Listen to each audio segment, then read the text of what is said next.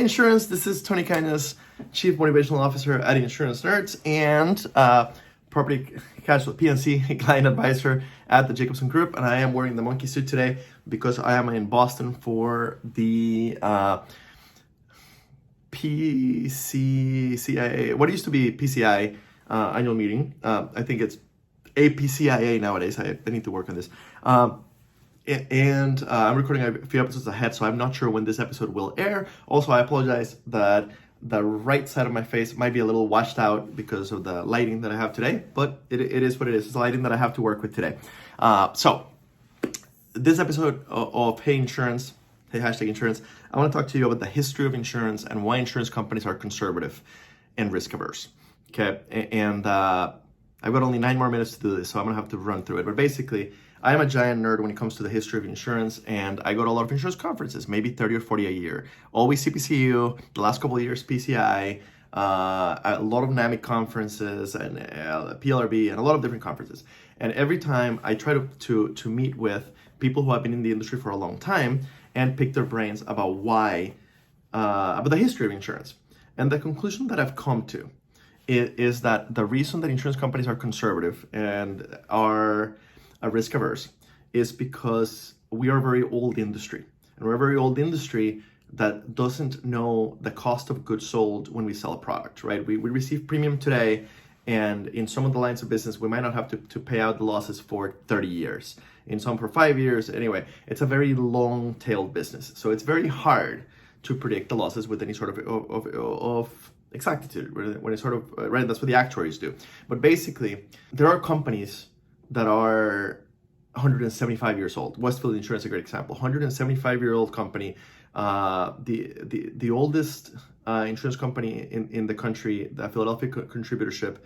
I'm pretty sure they're older than the country itself. Like, insurance goes back about 300 years with Lloyd's in its modern form. So basically, the insurance companies that have survived to this day, and Rob Galbraith, the end of insurance as we know it, when he gives his session, he likes to point out that the youngest of the top 10 PNC carriers today is 85 years old. And I think it's Allstate, but I can't remember off the top of my head.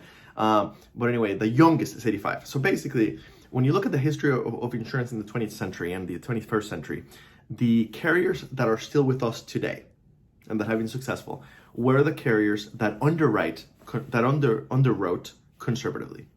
Because the easiest way to run an insurance company into the ground is to get too aggressive on price, get too aggressive on coverage, and you'll bring in a lot of business that you're mispricing, and eventually those losses will catch up with you and might end up taking you out of business. The insurance companies that have survived to this day, the big dogs of insurance today, learned the lesson a long time ago that conservative means survival. So it only makes sense that they would be conservative, because in our industry, that's what works. So here's where it gets really interesting.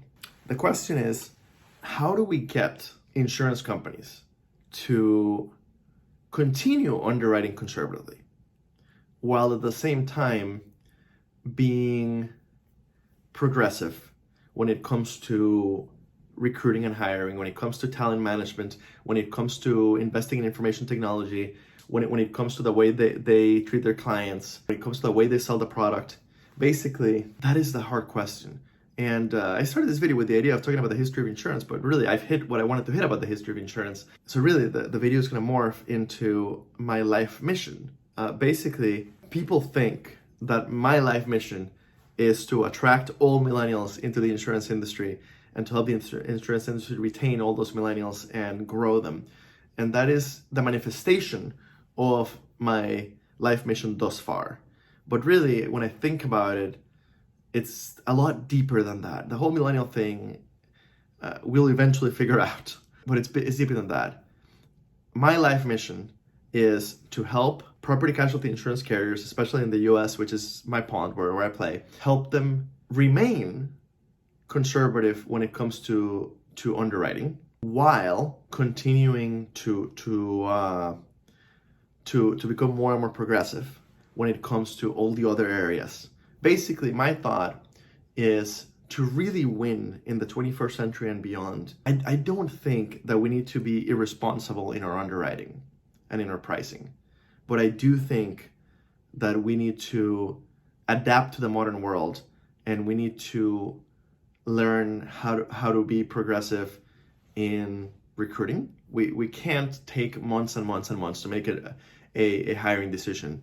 I've gotten a rejection email from a company I applied to 18 months before, and that's a particularly ridiculous one, but on average, it can take 2 to 3 months from the moment you apply, if not more, to the moment they offer you the job. And this is a company that wants to hire you. It's too many decisions are made by committee. We're too conservative when it comes to hiring, too careful. I want us to be progressive in our technology. We have immense technical debt today that Rob Galbraith has talked about and many others have talked about. I want us to be progressive in our investment in technology. I want us to be progressive in the way that we engage our employees and the way we retain our employees. I want us to become a destination where people want to work in insurance, like it is in Bermuda, not like it is today, where people fall into insurance by accident and then they sometimes end up staying. They used to stay. Nowadays, they sometimes end up staying because it's a great career once you get out of a certain level.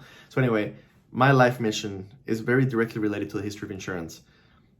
Insurance companies are conservative because conservative underwriting companies are the ones that have survived, and they learned the wrong lesson. The lesson they should learn is companies that are conservative in underwriting and in pricing are the ones that last for the long term.